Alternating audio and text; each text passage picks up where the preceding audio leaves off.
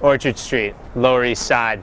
These crowded 19th century tenements are where the majority of the workers, the Eastern European and Italian immigrants who labored in the Triangle factory, would go home to live. Many of these tenements didn't require light and air. People were stuck in here in very, very squalid, very cramped conditions, as the Lower East Side at the turn of the century was the most crowded place on the face of the earth. You'd have families upon families upon families living crowded in apartments floor by floor. You could rent what was called a room as opposed to an apartment. You'd often see 5 families living in a single apartment and multiple families per floor. In 1879, the city for the first time enacted laws requiring a certain level of decency in the tenements. However, those laws proved to have no teeth.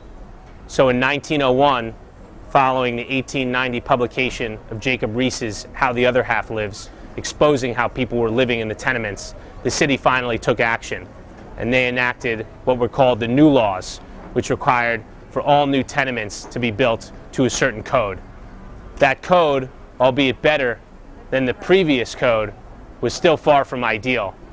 Just to give you an example, it required that 1 toilet be for every 20 people.